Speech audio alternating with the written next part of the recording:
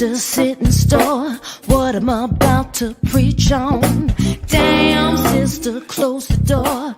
Watch what you step out on. I said, hey, sister, so before you become a sin, I said, hey, sister, there is more.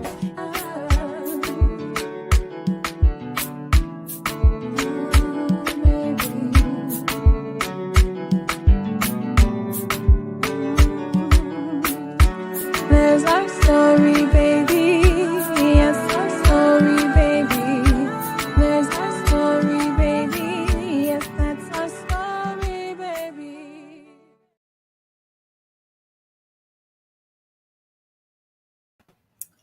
Hello, and welcome everyone tonight as my friend June and I talk about something that I don't know. June, do you find yourself talking about lymphedema often?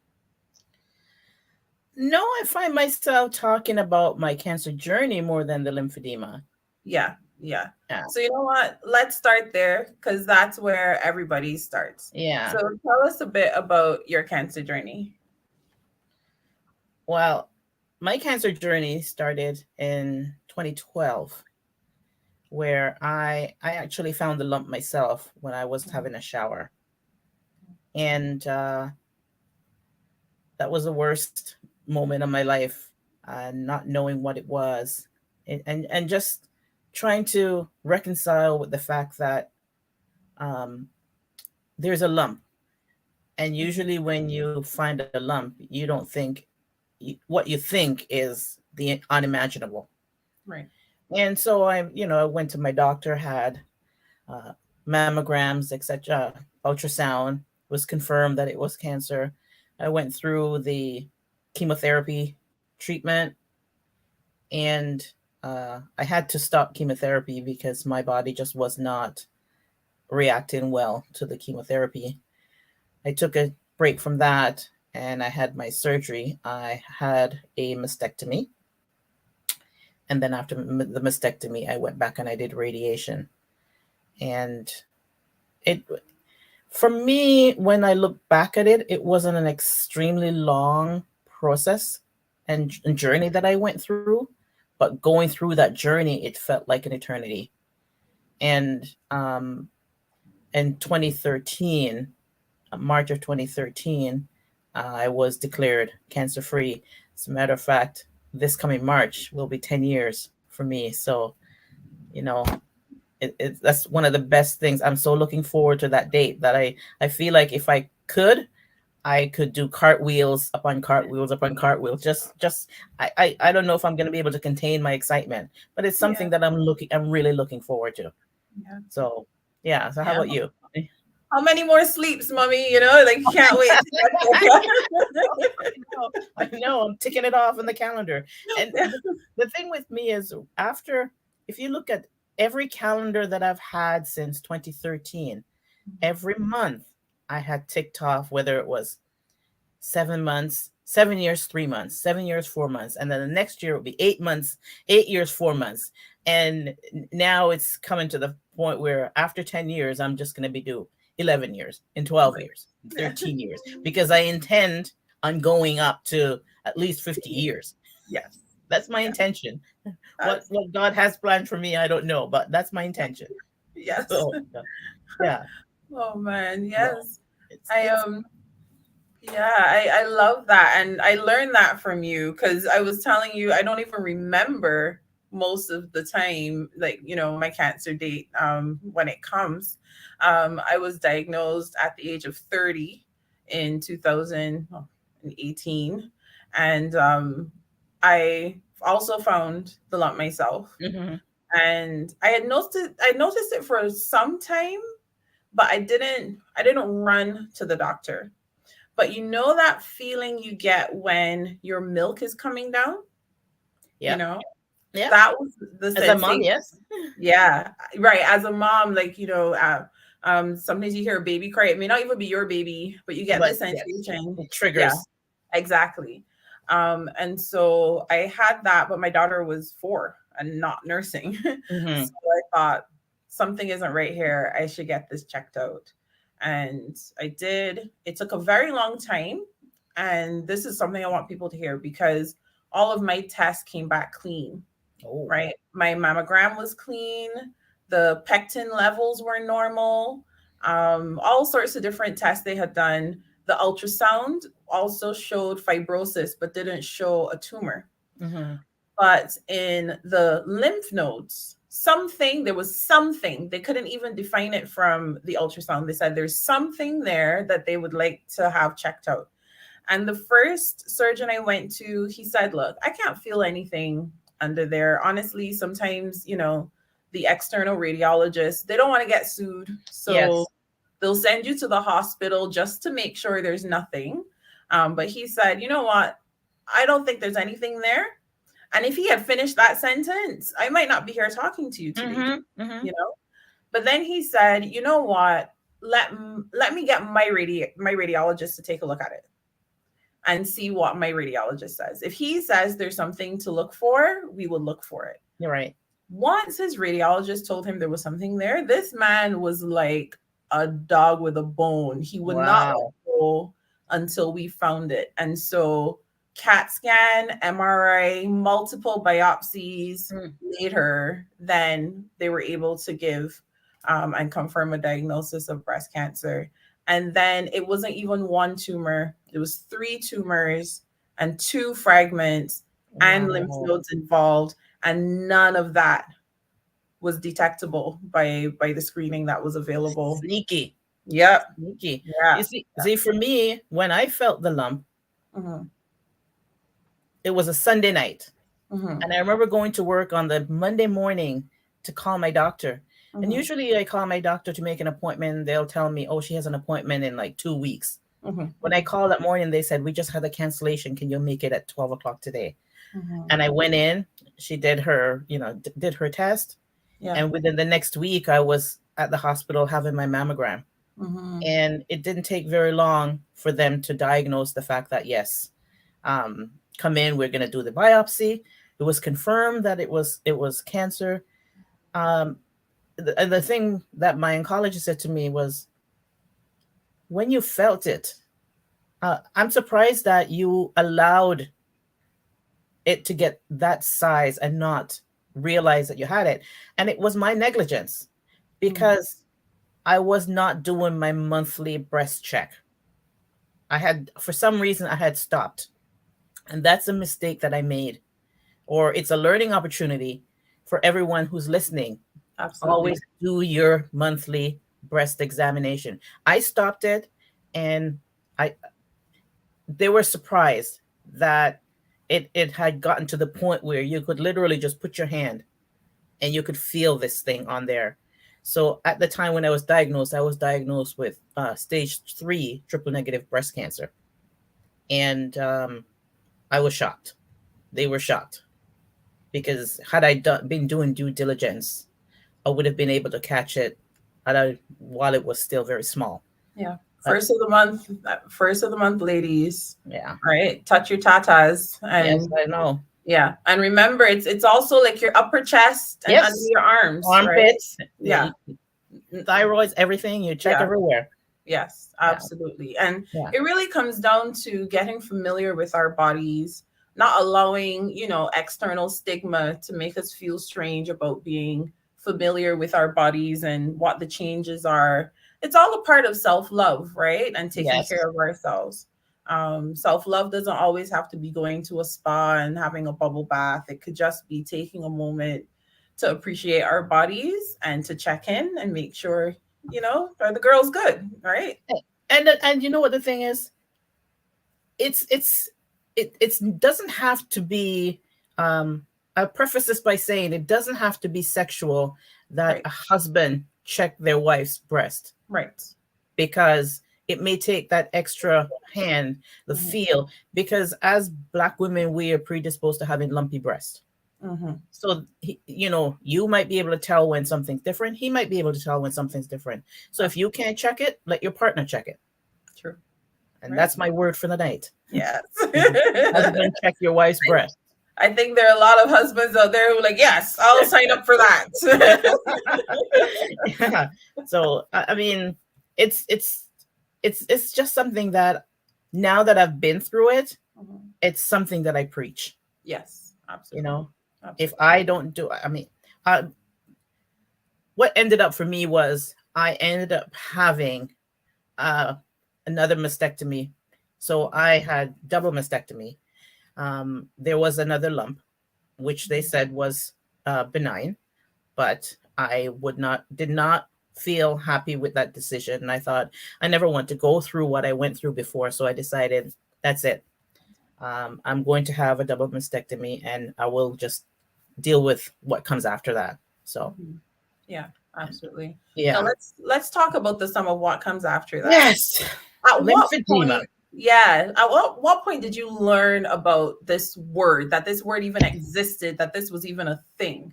Girl, I wish that during the consultation with your doctor and the talk about having surgery and everything, somebody would have mentioned lymphedema. I had no idea about lymphedema. Nobody told me what it was. Nobody told me that there was a possibility that after your surgery, you would have this thing happen to you.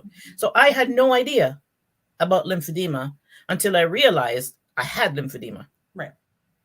Yeah. I wish, I mean, I And don't know even if there's at that anything point, it wasn't, I have lymphedema. It was something is wrong. something is different. Yeah. Something is different. Thankfully, uh, for me, the difference that I noticed was that I used to buy a specific size shirt or top, and it used to fit normally.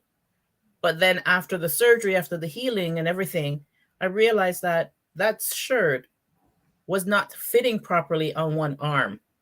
So my lymphedema is not noticeable to the naked eye. It's not noticeable to anybody who will be approaching me, but it's noticeable to me that if I go into a store and I want to buy a size large shirt, I have to buy an extra large to accommodate the arm because of the lymphedema. Yeah. Yeah. Unfortunately for me as well was that when at one point I was considering breast reconstruction surgery, and I went and I had a latissimus dorsal flap removal, which is from the back, because because I had the mastectomy, so they had to build the breast. And I decided against that.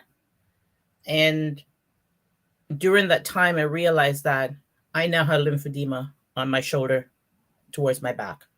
So that I am hoping to see a lymphedema specialist. I'm just waiting for that phone call to go in and see her, and we'll just deal with that and cross that bridge when we come to it. Yes. Yeah. We have a friend here, a dear friend of ours, Hi, Pat. our sweet Pat Russell, who's sharing with us that she first learned about lymphedema when her mom Got it. when her mom got it. And so, sometimes it's a word that if you don't have to know about it, you You most likely don't. you will You have no don't. idea. You'll have I no idea. just wish that when we sat down, when they were discussing your surgery, you're going into surgery and what that surgery entails, Yes. that they would say, by the way, you may or may not have this happen after. Absolutely. And it was after you had the surgery, it still wasn't even discussed Right. until it happened, and you're looking at yourself and thinking something's a little bit different. Yeah. And I've seen women who you can look at them and one arm is like 3 times the size of the other arm because of this lymphedema. Yeah. Their legs might be different. Yeah. Part of their body is different from the other. It doesn't match anymore. Yeah. They're not sisters. They're not twins anymore. Yeah. Yeah. When I first heard, well, actually, how I first came across the term lymphedema, when they tell you not to Google things? Oh, Dr. Google. Yeah, I was totally Googling everything because between going to the doctor and getting a diagnosis was about 6 weeks. Mm-hmm. I had a long time to Google a lot of stuff. And I saw one lonely little article about this woman who developed lymphedema in both of her arms after breast cancer surgery. And I believe she also had radiation in the article. And so I just had this word in the back of my head, you know? At this point, I don't know what is what. I don't know what's happening. It's just another word that's there. But you're right. Nobody mentioned in, preparation for surgery, In any preparation for consultation. nobody mentioned this word. And it was only again when I started realizing something was strange that I decided to start asking questions. What is this? What is the sensation that I'm getting? So, Mhm. Pat is agreeing with us. She's saying, yes, June, doctors Yeah. don't speak about it beforehand. This is why I believe it's important to educate women to ask certain questions prior to treatment. Absolutely. And yes, the thing is, if you don't know, you don't know. I had no idea. Mhm. I had Mhm. no idea what I was walking into. Right. And I walked in there expecting them to educate me and to Right. tell me Yeah. what was going to happen um, when you have the surgery, during your recuperation, what's going to happen after the surgery, because this lymphedema thing is a lifelong thing. It's lifelong. It's something you don't get rid of. You And just have to it's a learn to live strange with it. trade. Yeah, it's a strange trade, right? Because Yeah. the one thing that I found interesting was that having the cancer in my body itself didn't make me feel terrible. If you aren't looking for it and searching for it, unless you're having, certain kind of fully systemic symptoms, generally you can go about your life, right? And Mhm. that's why you have to be screened, because it could be growing It and could you be have there and you don't know it. exactly. Whereas lymphedema is something that now for the rest of our lives we have to be managing. Yes. And yeah, you feel it, right? And Um, and so yeah. I'm sorry. And sometimes you don't. It's only manageable because you have to be wearing a sleeve Mhm. that takes forever to put on, or you have to wear a vest. In my case, because of my back, Mhm. but you you when you go to the bathroom and you have to wash your hands, if you're wearing a gauntlet, it's a lot of things that go with your day-to-day activity. Yes. When you have this lymphedema, you can't wear short sleeves anymore because you have to wear the sleeve. Mhm. Granted, there are really some really nice sleeves There's that are some out nice things there out there, yeah. that you can sport and you look good. Yeah, But the point is, you still have to wear these things. you have And to when wear you it. take it off at nights to go to bed, you've got these lines and these You things on know, your arm. June, I sleep in mine. Oh I no, sleep I in don't mine. sleep in. But I don't yeah, sleep in mine. before we talk too much about the sleeve, I just want to explain to people from a non-medical layman's Hmm. term, like what lymphedema is that we're talking about before we talk anymore about the sleeve. So Hmm. when our lymph nodes are removed or Or damaged, compromised. right? So they could be removed in surgery if it's suspected or confirmed that cancerous cells have been found in your lymph nodes. Your lymph nodes help clean your body out. So while things are being flushed out, sometimes if the at the beginning of the cancer migrating, your lymph nodes can catch cancerous cells and hold them there. And so if they're able to identify that they're cancer cells in your lymph nodes, they will remove a Yeah. chunk of lymph nodes. They don't know until they've taken them out how many lymph nodes Hmm. actually had disease present.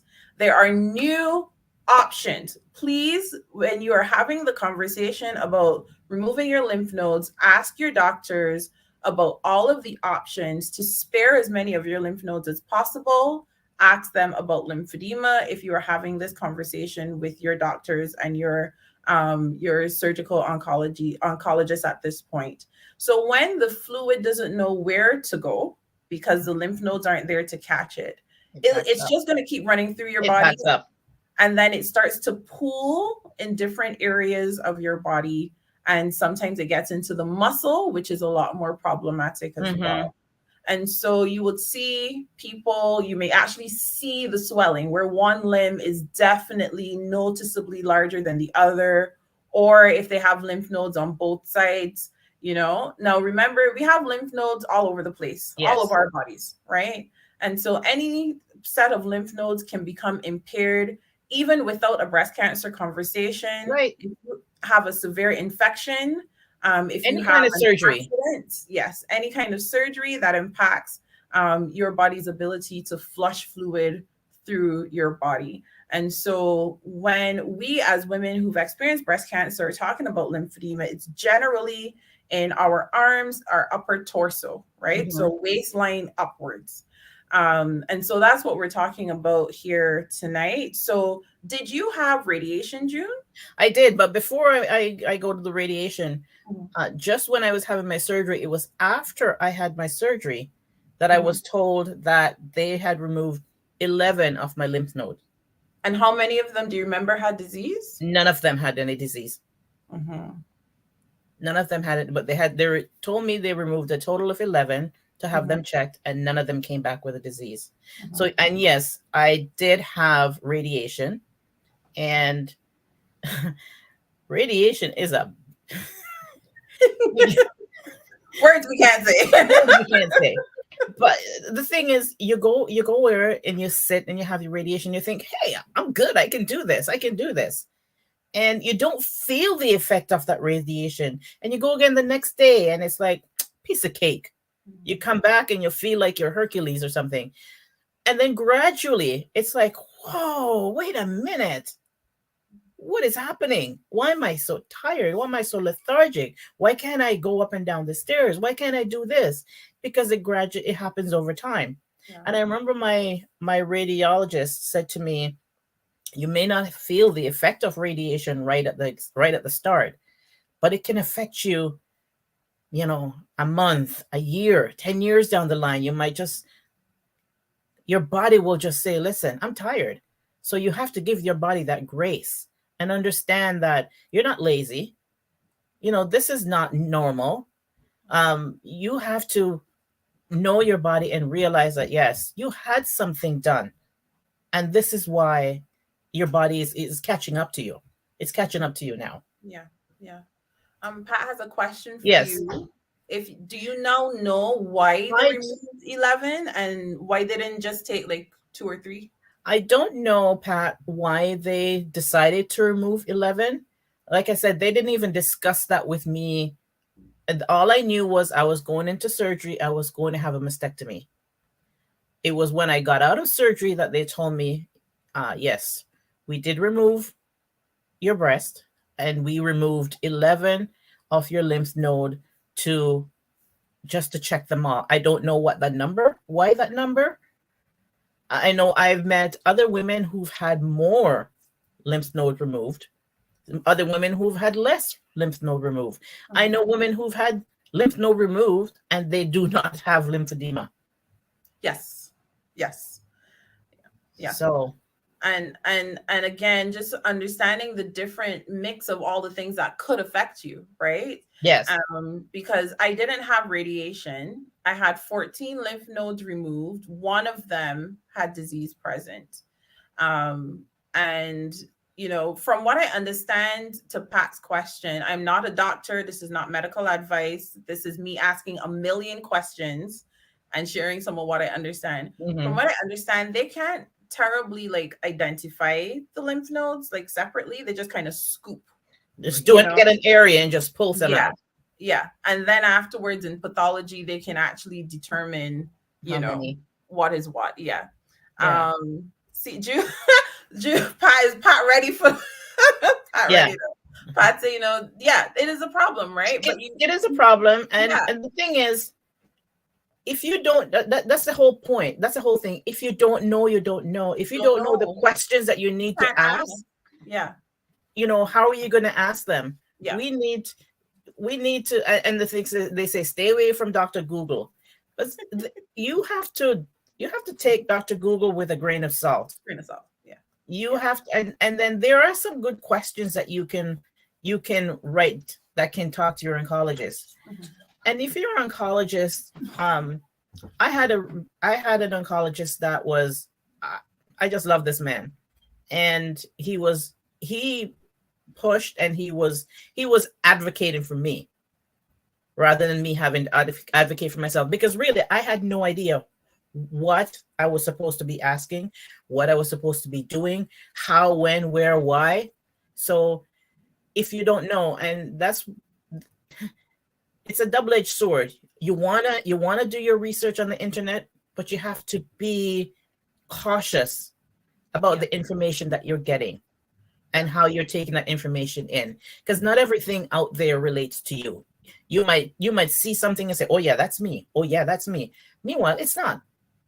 It's not. Because I remember when I went to the hospital and I was first diagnosed, I was given a book. And I came home and I read that book front to back.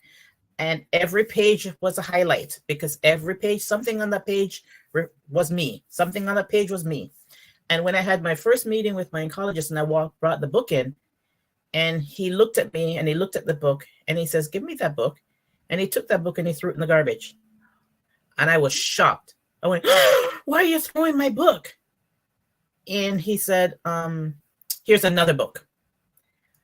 The exact same book. And what I've done is I have marked pages that are pertinent to you.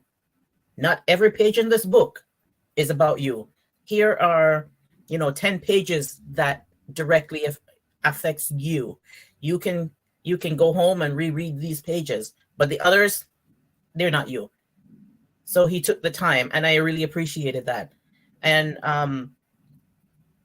with my treatment, he was right in my corner. I kind of wish that it was him who had done the surgery and explained things to me about what to expect in the surgery. Unfortunately, that was not the case. He was not my surgery. He was not my surgeon. Sorry. So. Yeah. You know what? Kudos to the doctors who take the extra time. Yes.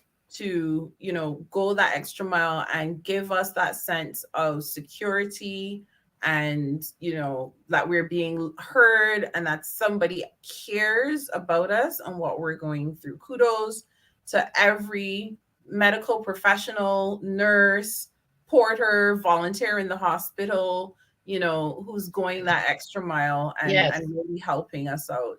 I found that when it came to research, for me, I wasn't looking to Google to answer my questions. I looked to Google to help me formulate questions. Mm-hmm. The other thing that's beneficial is, as we know at the Olive Branch of Hope, it's important to have other people around you who can give you insight from their experience. People who look like you, sound like you, have similar background, know your life without you having to explain it all. Mm-hmm. Say, listen to me, make sure you write this down, ask this question, pull up this study, refer to that, you said something that's really important, because when we were looking on the internet and looking for, doing our research and looking for answers, the answers didn't relate to us. Exactly. I didn't see me. I didn't see me. And so I was so happy when I met the Olive Branch of Hope, because I saw me. Yes. I saw women who looked like me.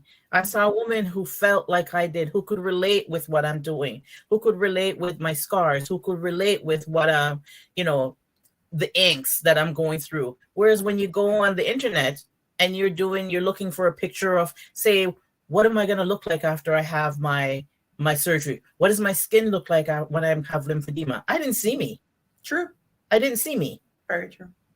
So those are changes that need to happen. Absolutely. And thankfully, the Olive Branch of Hope has been at the forefront of those changes. So we can now go to everybreastcounts.com, or is it .ca? Try both and see which one works. .ca? I think it's .ca. Okay, it's the so Women's College Hospital. Yes. That we're affiliated with. Yes, right. And so this is the first time that real attention at the medical level, at the intervention level, at the education level, real attention is being paid to women of African descent, women of color, so that we can see ourselves represented and we can find the help that we need. So, June, we've talked a bit about lymphedema and a little bit about how it impacted us. Yes. So let's talk about the sleeve that we mentioned before. Do you have yours on that you can show yours? I'll show mine. I don't have my sleeve on. Yeah. I don't have my sleeve on. Sorry. I do Nope. have my vest on. Okay. So there's a vest. So there's a vest. It's a full body, a half Yeah. body vest from top to my waist, Uh-huh. and there's a zipper, and it really sucks you in. It's kind of like you're wearing Like a corset. yes. Mhm. So and the so what I have is the vest, and it's comes to my sleeve. Mhm. Then and And then then I you would put my connect from then I there. put my sleeve on, and so I would have like a full body thing Mhm. on. I don't yeah, I my Yeah. sleeve is in the other room, but And your sleeve, and you wear the gauntlet too, so it comes I down to do your fingers. Mhm. I I should be wearing my gauntlet. I don't wear my gauntlet. I have to admit, I don't wear my gauntlet as much as I should, only because with the type of work that I do, I have to use my mouse, and the Right. mouse does not work with the gauntlet. Mhm. And the gauntlet, in other words, is a glove that I Mhm. have to wear, Yeah. and so I can't mouse with that on. And I mean, it's not noticeable that I do have to wear it. I would like to wear it more often, but I don't. I do wear the vest and the sleeve Mhm. quite often, Yeah. Yeah. and Now, it helps to um just to keep you in place, and it helps that when you're wearing your clothes, it it kind of it's really tight. yes. It's really tight, so it kind of tries to squeeze things in. Mhm. Mhm. And do you have pain? Have you I ever get experienced pain. pain? I get pain if I don't have my sleeve on. There's certain actions I can't do without my sleeve on. First of all, anything where I'm rotating my thumb, Mm-hmm. so texting, typing, stirring a pot, Mm-hmm. anything that's involving from this part of my hand, I've noticed is a very particular trigger. It'll shoot pain all the way up my arm Yes, here. I find I get pain in my arm, and I can feel right now that there is a little tingling, only Mm-hmm. because I haven't worn my sleeve for about the last 2 days. Mm-hmm. Mm-hmm. How Because you get sometimes, through 2 days, girl? I cannot get through an hour without my sleeve on. yes, I haven't been wearing my sleeve for about the past 2 days, and I know that coming up now, I'm going to have to be wearing it for at least a full week, Right. just to get back to where I want to be. Mm-hmm. Hello, lovely Hilton. How are you? We are doing Andrea, great. hi Andrea. Yeah. So with your sleeve, so you can actually manage to get through a couple days kind of Yes, off and on. yes, Hmm. yes. Yeah. But I I do wear the vest more than I wear the sleeve, only because the swelling in my back is more visible than my mhm, arm, and I try mhm. and compress it. That's Yeah. what it is. I try and compress it so I don't look behind me and see this bulge. Yeah. That's how I feel. And Hmm. a lot of people won't notice it, but when it's something that's happening to you, you Yes. notice it more than somebody else will. You are Absolutely. more likely to call attention to yourself about it than other people would. It's true. It's true. Yeah, Yeah. because I mean, I didn't even realize that I had lymphedema on my arm, except for the sleeve was a little bit bigger, and I thought Yeah. I was gaining weight. Hmm. But then when Hmm. I went and I saw my oncologist, and that she looked at it and said, "Yeah, you have a little bit of lymphedema in your arm." Yeah. Yeah. So, Yeah. No, no. Have you come across, besides the compression sleeve, any other techniques that help you with easing the swelling or easing the pain? other than Tylenol, All right. sometimes I'll use maybe a compress on it, but other than that, just the sleeve. Okay, okay. Lovely. No, we can't hear you, hun. We can only see your comments. So anything you want to tell us, you can Just type it in. just type it in the comments. So when before I was officially diagnosed with lymphedema, the hospitals, and I went to several, and I won't call which ones they are, had no support for Mm, lymphedema. I was asking a million questions and not getting answers that I thought made sense. And so I had caught mine early on my own because Google had given me some insight as to some questions I should have been asking. Right.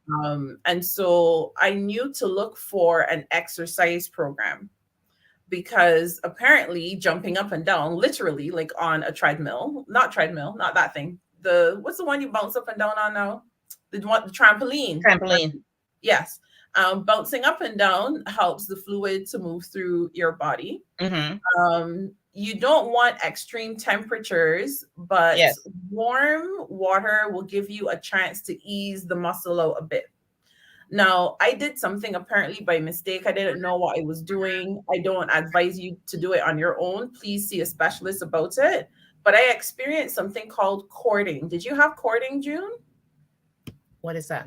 I don't think so. So in my arm, from like my thumb right up here on the inside, it felt like a rubber band, right? Was being stretched, but never being stretched fully. So so I would feel the tension in my arm depending on where I tried to move my arm.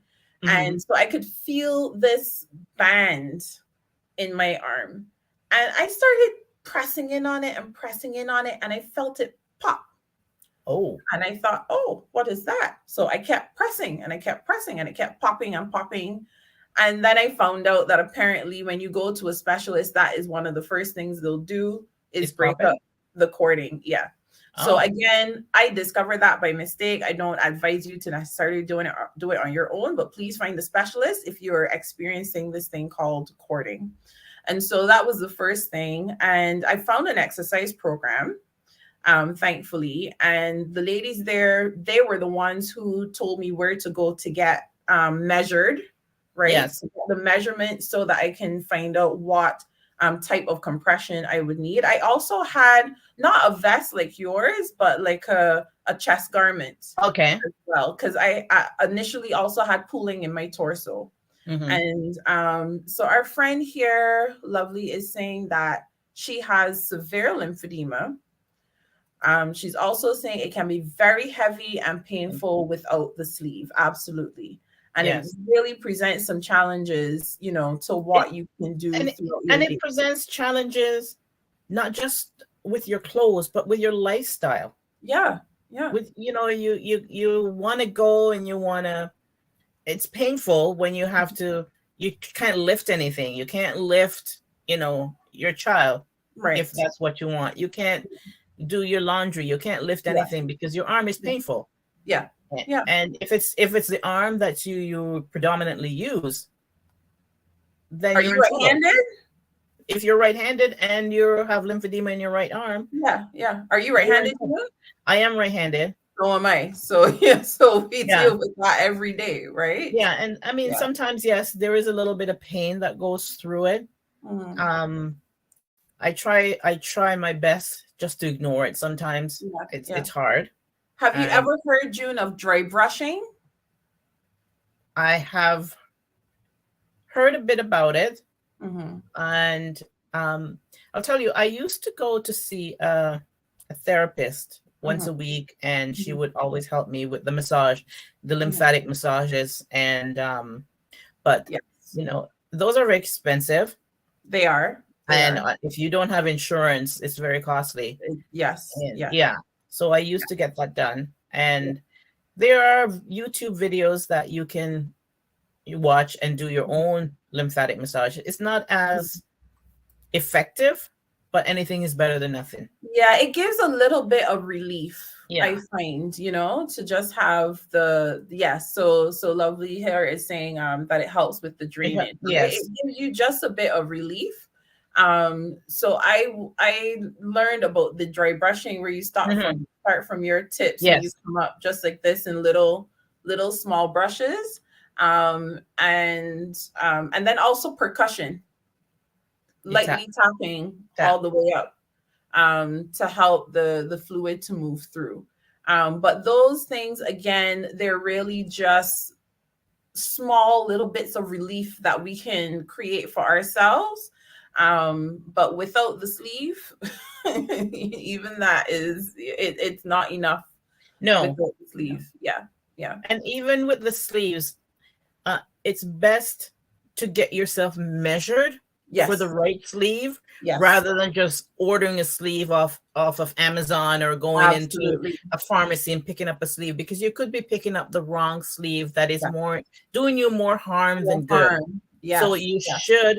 you should go in and have a lymphedema specialist measure, measure, measure, Mhm. measure the length, the Yes. width, and Yes. then have that sleeve made for you Yes. that you can wear it and it'll be comfortable to you. To it might be hard at first because there is made to measure for you, not the one that you buy over the counter. So I would encourage Exactly. people not to buy the one over the counter because they won't work as well. And remember, like, okay, athletes use these things, but what women in this particular case need are medical grade, Yes, customized lymphedema compression devices, right? yes, So I agree with you, June. This is not the kind of thing that you want to cheap out on, but at the no, same time, everyone can't afford them no, and they need to be replaced. It's not like you buy it and then you have it for life, right? Um, yeah, so as lovely as adding here, you have to get measured because without the right size and right, the right and size and the right yes, pressure, the right amount of compression, yes, that's also very critical, right? You don't want to get too little compression or too much compression that, as June mentioned, could cause you more harm, and right? you know that they are expensive, but the Mhm. government does offer an assisted device program that you can apply and they can give you part of the funds in order to get that device. Now, is it only for the first one? And do they have like I a think it's length every of two time? years. I believe it's every 2 years. Every 2 years. Yeah. Now, what I have learned is that we really should be changing our devices every 3 months. Yes. So every 2 years is helpful, but not adequate, and so you can get some help if your insurance doesn't cover it directly from the Hmm. government. So please look into that, everyone who's watching. But then this is where we come together now to find ways how, that To we help. can help, right? And so, June, why would you think it is important for an organization like the Olive Branch of Hope and anyone else who wants to join in this campaign and in this drive throughout this year to raise funds specifically to purchase lymphedema devices for women of African descent who've experienced breast cancer? Why Well, is it important for somebody to help? it is important because somebody always needs help, Mhm. and we always need. It's a choice. Sometimes when I'm thinking about, okay, I have $200. Am I going to use it to buy a sleeve? Am I going to use it to buy groceries for my family? So there's your choice there. So with organizations like the Olive Branch of Hope, where they can assist you in helping to get these devices, then the whole expense is not on you, Mhm. and it'll encourage people to go out and get that help that they need. Absolutely. You know, it's hard, and they are expensive. Mhm. They are expensive, and getting them every 3 months. That's why some people will push it and don't have them changed as often. Yeah. But like I said, it's better to wear it than not to wear it. Exactly. Exactly. And you know where I learned that we should change them every 3 months? It was through the Olive Branch of Hope. It was through one of the sisters at the Olive Branch of Hope. And that's why it's really critical that we have our sacred spaces that we hold, for women of African descent who've experienced breast cancer. It's a level of comfort that we can experience there that we may not be able to experience in other places. It is a sense of, community and connection that we may not be able to, to walk in and fully embrace in other spaces. And so together we are here throughout this year, in order to make sure that we start bringing one attention to this, um, giving as much education and as many opportunities for learning as we possibly can, and then practical help. So, how can you help practically? Well, first of all, you can go to theolivebranch.ca and make sure that you click on the donate button. I'm going to pop it up here, the olivebranch.ca, and you can't tell me that you don't know how to spell it, because I'm spelling it here for you. If I spell it wrong, you could blame it on me then, right? But make sure that you go over to the website, click the donate button, and add your contribution there. The other way that you can do it, you see scrolling at the bottom of your screen, and I'm going to try to make it even more visible for you. It says heysister.eventbrite.ca. So there, if you hop over to that website, you're going to find out about the event that we have on Thursday, the 2nd of February at 7 p.m. It'll be held in the Junction at 3030 Dundas West. We're going to have live performances, open vendor tables, lots of fun activities throughout the night. Come out and experience Black HERstory Month. Black Girl Magic is what we're calling it. And we are celebrating every lovely Black entrepreneur and nonprofit leader as a woman who is, blazing trails and making her stance in this world to help other people to be able to progress and get through. And so that's what we are here doing. When you buy your event ticket, it's $50. Proceeds will be going to the Olive Branch of Hope for this very specific reason, to purchase these devices for women who cannot afford them, who are having challenges, want to know inflation and everything gone up. Everything. Help, And so please come out. If you cannot attend, but you would like to still give, you can also give through that website that's scrolling at the bottom. That's heysister.eventbrite.ca. And so here we have also from our friend Lovely saying it also helps with a better quality of life after breast cancer. Absolutely. And that's a big point, right? Because people don't realize that just because you're done active treatment doesn't mean you're it's a lifelong commitment that you didn't ask for. Exactly, right? And so there's so much that's happening after active treatment. And so we want to make sure that we are supporting these women. And I mean, we talk about women in particular. That's what the organization focuses on. There are men who can get breast cancer too. That's right. So, make sure, men, that you are also checking yourselves. But we really want to be able to highlight this conversation around lymphedema and to let people know that this thing exists. It impacts our lives. It impacts our livelihood. June is talking about her ability to work because of, she has to choose between doing her job and pain relief, right? It impacts the things that we can enjoy. I can't go to a sauna anymore. Imagine that. If I felt like being fancy with myself, I can't go to a sauna now. I can't get in a hot tub. Yeah, it is restrictive in what you can and cannot do, because those things will inflame. Exactly. So you have to be cautious. Yeah, absolutely. And those are things that we never knew would happen. Yeah. And I mean, it's what would we have done differently even if we had known about all these? I think at least we could have just prepared ourselves. Exactly. We wouldn't have been blindsided. But we would have had to have had the surgery anyway. Yeah. But knowledge, I mean, knowledge is power. And if we had been able to equip ourselves with that knowledge, who knows? Maybe right after the surgery, we could have been doing preventative measures, and not so that we are not at the point where we're at right now. Exactly. Knowing certain things to avoid or to limit, right?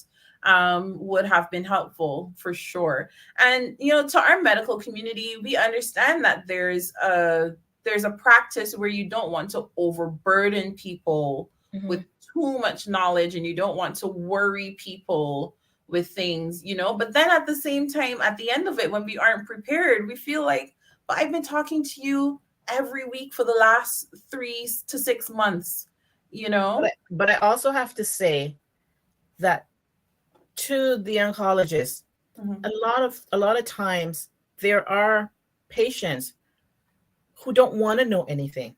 Right.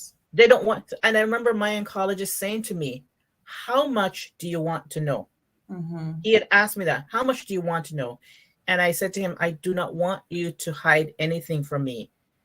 This is what is happening to me. I want to know every single thing that you're going to do.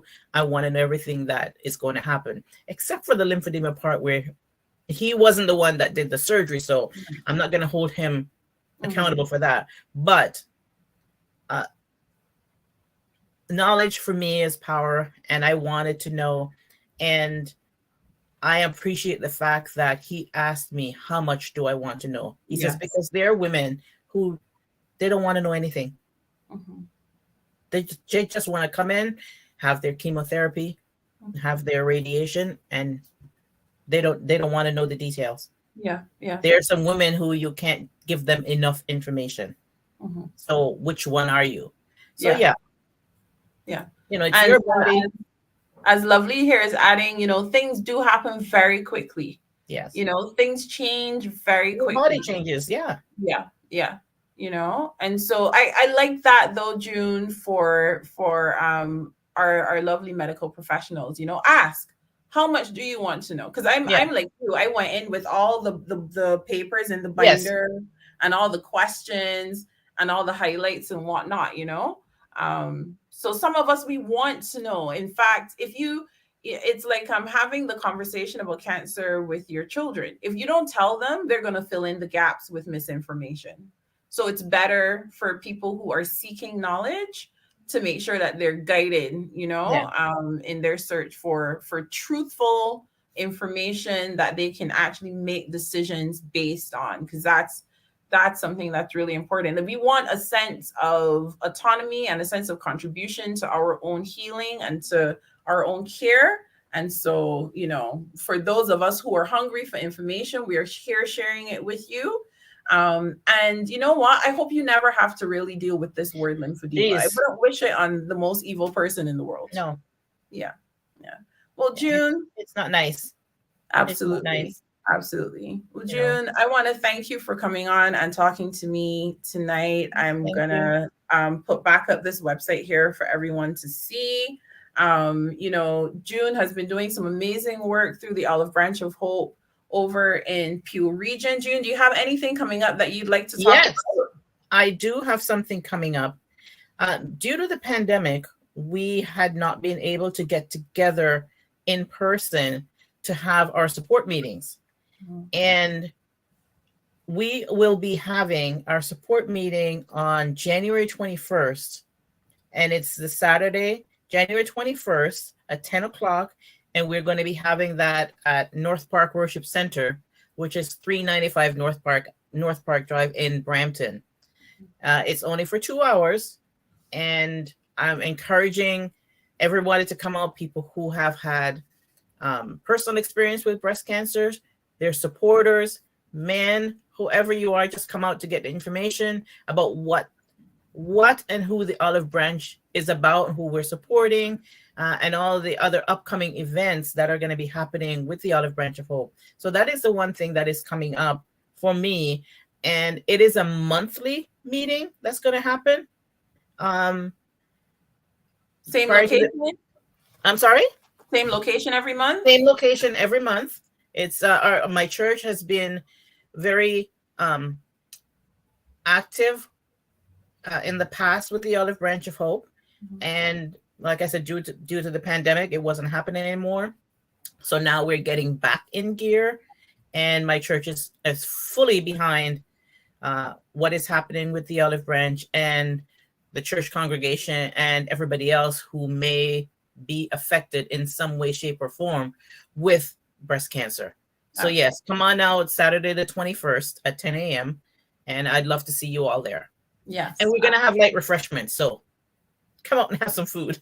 Yes. Food and information. Can't go wrong with that. Yes, absolutely. Everyone, thank you so very much for joining us for this conversation tonight. We hope to be able to share more with you in time. and to be able to actually let you know when the campaign has gotten to the point where we can start making these purchases to help you out. In the meantime, make sure you go over to the olivebranch.ca, register there if you want more information about the support groups that are happening in Peel Region, the virtual support groups that are every first Tuesday of the month, any of the special events that we have coming up at the Olive Branch of Hope. And then, of course, I shared with you a special event that we have coming up on February 2nd. So, and I also, I'm sorry, Nadia, before we end, I also want to let everybody know that we are going to be having our prayer breakfast with the Olive Branch of Hope, and it's going to be on the last Saturday of the month at Viceroy Banquet Hall. We have changed the location. It's going to be at Viceroy Banquet Hall, so you can get information on that on the olivebranch.ca website. And so come on out. It's going to be a blessing to everyone that will attend that event as well. Absolutely. June, thank you. I appreciate you so much, my sister. Yes, and to everyone else who's been on with us tonight, thank you. Thank you for your comments. Please share this information, share it widely, because you never know who's suffering in silence, you know? Never know. If we are able to help that one person, then that's thanks enough. Absolutely. Absolutely. All right, everyone. Well, we're going to leave you with this really short word from about our event coming up. So stay tuned. You are very, very welcome. Lovely. Thank you. Thank you, Andrea. Yes, please share the information, even if it is from the standpoint of, you know, wanting people to be able to know how to support us, right? Because people may not always realize that we have a slight hindrance, right? It's not like a visible disability or something, but it, you know, sometimes people just need to know how to be able to support us, because we need to be able to tell them, you know, how we need support. So we're going to close off now, and we are going to say goodnight and leave you with some love, some warmth in this cold weather if you're here with us. Yeah. Yes, please. And we cannot wait to see you. There's so many events, so many things that we can do to help you. So make sure you reach out and let us know what help and support you need. My sisters and brothers watching. Yes. Check out our website. Check out our website. Yes, please. Absolutely. Yes. Have a good night, all. Bye. Good night, everybody.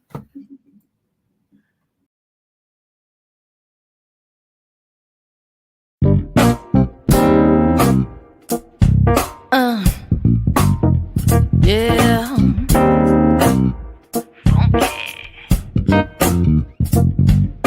Hey, sister, sitting store. What am I about to preach on? Damn, sister, close the door. Watch what you step out on. I said, hey, sister, so before you become a sinner,